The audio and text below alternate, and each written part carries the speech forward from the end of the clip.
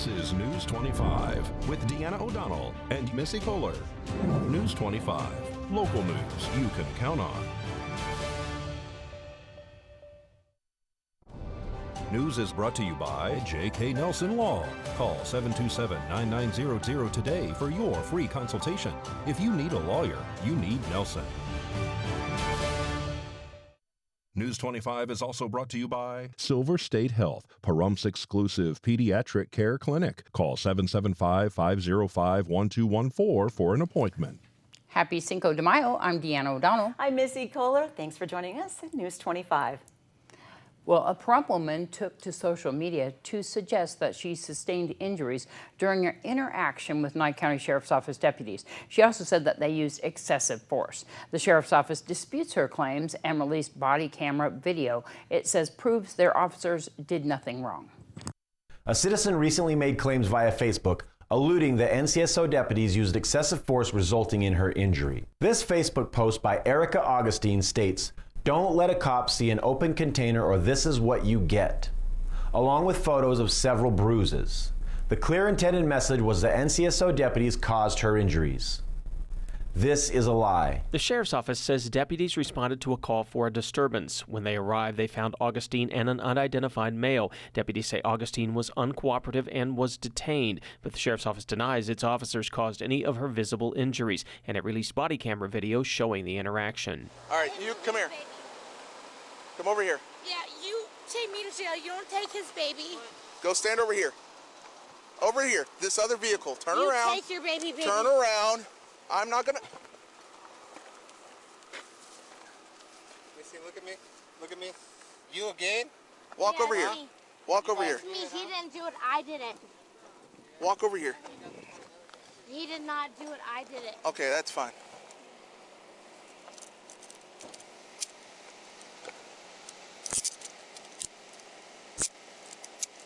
He did not do it. I did it. Lieutenant Tippett says deputies noticed injuries on Augustine that were present when they arrived. You can hear them ask her about them on video recorded by the deputy's body camera. How'd you get that mark on your forehead? What forehead? You only have one forehead. Oh, the doorknob. The doorknob? What doorknob? So our cat had kittens, and we shut the fucking closet door, and I went to go check on them, and I ran into the doorknob. He has never hurt me or hit me. Do you need an ambulance? No. As you can see from the video clips, NCSO deputies did not cause any injuries to this person as claimed. Augustine has since removed the post from her Facebook page, though she did comment on the video released by the Sheriff's Office on YouTube. The county is holding first dose COVID-19 vaccine pods on Tuesday, May 11th from 7 a.m. to 10 a.m. at Emergency Management 1510 Siri Lane, and no appointment is required. The county provides Moderna vaccine, which can only be given to ages 18 and up. The state's mobile vaccination unit will be in Tonopah this Friday, May 7th, starting at 11 a.m. at the county EMS station, 209 North St. Patrick Street. This is for the second doses of Pfizer, but also provide the opportunity for people to be vaccinated with the one-shot Janssen vaccine. The MVU will be in Round Mountain at the Hadley Fire Station on Sunday, May 9th, starting at 11 a.m., and this will be for second dose Pfizer and one-shot Janssen. And yeah, there's a difference there between the county and, of course, the state shots that they're giving there. And that's those pods here at Nye County are through the county. The dapple gray mare, a wild horse, died sometime early Monday morning, May 2nd, according to BLM, and was found by a resident on Dennis Street here in Pahrump. According to BLM rangers, there were no signs of traumatic injuries. The animal was not pregnant, and there was no foal found. The animal was removed by Pahrump Public Works, and Nye County Animal Control assisted in the investigation. The cause of death is unknown at this time. Since the inception of the Nye County COVID Relief Fund, the Board of County Commissioners has worked to find ways to get money into the hands of local small businesses. Part of that work was determining policies for the fund, and some of that information can be a moving target. The commissioners kept an open mind when it came to an appeal at the April 20th meeting. Steve Radish, CFO of ACC Enterprises, came to the meeting requesting this appeal of the Small Business Grant Program. ACC Enterprises holds a cannabis cultivation license and operates out of Pahrump. Radish explained that the policy defines a small business as having 30 or fewer employees. ACC Enterprises has 55 employees, with the majority of them from PAHRUMP and Nye County. But the local business saw a decline in revenue in 2020 because of the pandemic, yet managed to keep their employees working. Commissioner Jabbour applauded that effort, thanking Radish. Radish asked the board to allow ACC Enterprises to be considered for the $50,000 small business grant. Commissioner Blundell abstained from the vote because his business was a prior recipient of CARES Act funding, but the remainder of the commissioners voted 4-0 to approve ACC Enterprises' participation in the small business grant process. Well, Nevadans who have been worried about the October 1st deadline for getting a real ID-compliant driver's license or ID card can now breathe a lot easier. The U.S. Department of Homeland Security announced it will once again extend the deadline for states to comply with its Real ID program. The new date for the Real ID compliance is now May 3rd of 2023. For more information on that, you can go to dmvnv.com Real ID. News 25 will return right after this break. You're watching News 25, the most recognized and farthest-reaching local news in Nye County. News 25, local news you can count on. Welcome back. Well, the Nye County Sheriff's Office is reporting that they are on scene of a fatal accident, and that is on U.S. Highway 3 at mile marker 33. They say that medic units are on scene, as well as Nevada Highway Patrol. The details of this crash are unknown at this time. We'll have more, of course, here on News 25 on tomorrow night's broadcast. Treasury Secretary Janet Yellen says interest rates will likely need to rise. The trade deficit sets a new record, and the floor at the New York Stock Exchange will soon be a bit more crowded. Here's Angela Miles with today's Business First Brief. Topping our news, Treasury Secretary Janet Yellen is out with a warning about the economy. She says interest rates will have to rise somewhat to make sure the economy doesn't overheat. Yellen also tells The Atlantic she's not largely concerned about inflation. Right now, the Fed is keeping rates low to encourage borrowing. President and Congress have pumped $5.3 trillion of stimulus money into the economy since March of 2020. Taking a look at the economy, factory orders are active. The Commerce Department reports factory orders jumped 1.1% in March, still below expectations of 1.3%, and the trade deficit reached a record high in March of $74.4 billion as Americans are demanding more goods that are made overseas. On Monday, more traders will be allowed back on the trading floor at the New York Stock Exchange. Thanks so much, Angela. Well, there is some road work in the works. Nevada Department of Transportation will be performing a flush seal pavement upgrade along an 8-mile stretch of north and southbound U.S. Highway 95 between the Mercury Exit 136 and State Route Highway 160 from 6 a.m. until 6 p.m. May 11th here in Nye County. As a result, the highway traffic will be reduced to one travel lane through the work area with a flagging and pilot car operation safety chaperoning vehicles through the active construction zone. Motorists can expect up to 30-minute travel delays. NDOT also reports that they are undertaking a $1.67 million upgrade, 37-mile-long paving of east and westbound U.S. Highway 6 from Current to Blue Jay in Nye County starting May 24th. Traffic will be reduced to one travel lane through the 5-mile work area as well. Jack Allen was sentenced in Judge Wonker's courtroom on April 30th for the shooting of a man in November of 2016. The shooting occurred at Tatuado Wildside Bar in PAHRUMP in the early morning hours of November 26, 2016. The investigation revealed that Allen was asked by the bartender to leave the bar because he was being disorderly. He was escorted out of the building, and the bartender and victim watched him begin to drive away. While he was driving away, Allen pointed a firearm at the bartender and the victim and fired one round, striking the victim in the foot. Allen immediately fled the scene. He was taken into custody the following day. Allen pled no contest to attempted battery causing substantial bodily harm. At his sentencing hearing, Allen's attorney recommended that the judge reduce the charge to a gross misdemeanor and give him probation. Allen explained that he had been in counseling since the event and suffers from PTSD due to his military career. He and his wife, who is a marriage and family counselor, hope to help other veterans. The state recommended keeping the Category D felony and 90 days flat time in jail. Judge Wonker decided to keep the offense a Category D felony. She told Allen that if he successfully completed the terms of his probation, she will drop it to a gross misdemeanor. She imposed 19 to 48 months suspended, 24 months probation. Allen will perform 1,000 hours of community service, $3,500 in restitution to the victim, and a $5,000 fine. Well, a PAHRUMP woman has been arrested for arson in the 3rd degree. On Saturday, April 24th, deputies were dispatched to Sullivan's Pub for a reported arson. Dispatch advised that the incident had occurred earlier in the month. However, the suspect had left the scene prior to deputies' arrival, and she had returned. Once they arrived, deputies made contact with Kelly Zahn. Zahn was known to law enforcement from prior interactions. According to the declaration of arrest, on the night of April 16th, Zahn was intoxicated and the management asked her to leave. Zahn allegedly left the business and set fire to the shrubbery on the north side of the building. Video surveillance showed Zahn walking away from a fire that appeared to have just been lit. Kelly Zahn was placed under arrest for arson in the 3rd degree and transported to Nye County Detention Center, where she was booked accordingly. We'll be back with more News 25. Stay with us. You're watching News 25, brought to you by Mountain West Lawyer, Injury Attorneys, 727-9500. News 25, local news you can count on. Welcome back. We're glad you're with us tonight.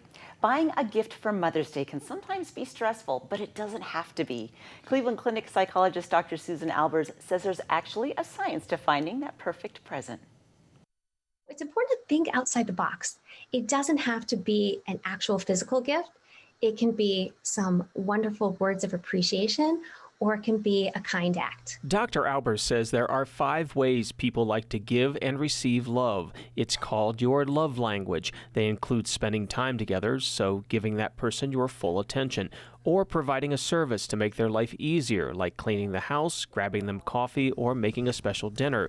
Then there are the things you can say, like telling them how much they mean to you. Some people also enjoy the gift of touch, so a hug or holding their hand. And finally, some enjoy receiving a tangible gift. Before you go shopping, take a moment to pause and ask yourself, what is my friend or significant other's love language? And if you don't know, think back to a time that you did something that really pleased them, or you gave them some sort of gift or did an action that they just lit up. This is going to help to give you a clue. Dr. Albers says it's also good to know what your own love language is. Once you know, you can tell others to help them give the perfect gift.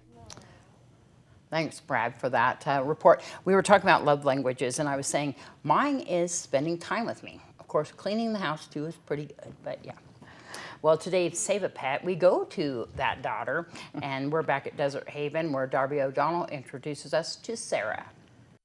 Hi, I'm Darbie here at Desert Haven Animal Society, and today we are joined with Sarah. Sarah is this beautiful 2-year-old golden retriever mix. It looks like she might be mixed with a heeler or so, but beautiful gold coloring. She has a perfectly little gold head, and then it kind of fades into this blonde color. She has this cute little white spot right in the middle of her head, and she has beautiful gold eyes. Sarah is a dog that you definitely want to take out into the yard so you can actually see her very cute, very shy, but also personable little personality. She is one of the doggies that kind of gets a little overwhelmed when she's in her kennel, because there's a lot of noises, there's a lot of smells, there's a lot of people, there's just a lot going on, and that can be very overstimulating for some dogs. So she's okay. She just needs to come out here, and she just wants to actually spend some one-on-one time with people. She's not shy, she's not skittish, she just needs to have a moment so she can approach you, and she is just so cute. So if you want to come and see Sarah or any of her friends here at Desert Haven Animal Society, please give them a call ahead of time to make an appointment. 775-751-7020, or you can always look them up on their Facebook page at Desert Haven Animal Society. Bye, Sarah. News 25 Weather Cam is brought to you by Lerner and Rowe Injury Attorney's Office in Pahrump. In a wreck, need a check? Call 702-877-1500. Hi, good evening. It's John Kohler looking out the KPVM weather window at Bullhead City and Laughlin. Hot day down in Laughlin today. We'll tell you about the weather all throughout the state when we return. News 25 weather is brought to you by Dairy Council of Nevada. The splash of cream in your coffee, the dollop of sour cream on your burrito, the melted toasty cheese on your pizza. Undeniably delicious, undeniably dairy. Enjoy what's real. Hi, good evening, Nevada. Happy Cinco de Mayo. Hot on the heels of Taco Tuesday. We'll just stay Espanol all week. How about that? Won't be too bad. Hey, I like it. Let's take a look at the weather up in Fernley and Fallon. 87 degrees, 85 degrees. Mid-state, a little bit cooler. Carson City, Tonopah, and Goldfield, you see in the low 80s for the high marks today. Out in Beatty, Amargosa, and Las Vegas, low 90s, 94 degrees. Gosh, in Las Vegas, 106 degrees out in Death Valley, making us all look silly. But here in the paradise of PAHRUMP, where the air is pure, the grass is green, and the beach party just goes on and on. Plenty of beach, no water. It's the desert. What you gonna do? 93 degrees, our current temperature. 94 was a high mark today, and the winds stayed pretty calm, down to about 12 miles per hour. Felt pretty good as the sun rose this morning at 5:46 a.m. It'll go to bed at about 7:35 and say night-night, night-night. It'll be a beautiful sky. A little bit of clouds that carry us into the sunset, and the winds kicking up overnight out of the east-southeast to 11 miles per hour. But look at this tomorrow, not so good. Look at that, 19 mile an hour, 20 mile per hour Friday. Ugh, feel like a convected oven. But temperatures staying reliably in the upper 80s throughout the week. Sunshine gonna not have a whole lot of clouds to compete with, and the winds will calm down about Saturday. We'll get down to about 15, 11 mile per hour winds for the rest of the week. So it'll be very, very, very pleasant. All right, happy Cinco de Mayo. Let's go back to the desk. It's Missy, Indiana. The pandemic has made a longtime national problem even worse. We're talking about educational inequity. Students in already under-resourced communities didn't have in-person access to their schools for over a year. An organization that has helped kids get to grade level in reading for over 20 years now has their biggest challenge yet due to the massive education gap from COVID. Kim Martinez reports. I think Reading Partners is about to learn how to read and just help kids. That's exactly what Reading Partners has always been about. But when COVID hit, there had to be a dramatic shift as to how they would successfully help kids learn to read. I should say this was always part of National Reading Partners roadmap. It's just the pandemic was like, and we're doing it now. We now do online tutoring. Tutor and board member for Reading Partners, Elizabeth Engel, is talking about how their traditional model to raising the reading levels for children used to be in person in libraries and classrooms in underserved communities across the country. But with COVID, they went virtual practically overnight, and their new program called Reading Partners Connects was born. It feels like you're at school, but you're actually at home. The kids are able to still meet with their tutors one-on-one. They're still going to be able to see their tutor face-to-face. They're still going to be able to ask them about their lives. They're still going to be able to build that love for reading and learning together. Since the pandemic, Reading Partners has delivered more than 65,000 online tutoring sessions to over 4,200 students, thanks to tutors in regions all across the country.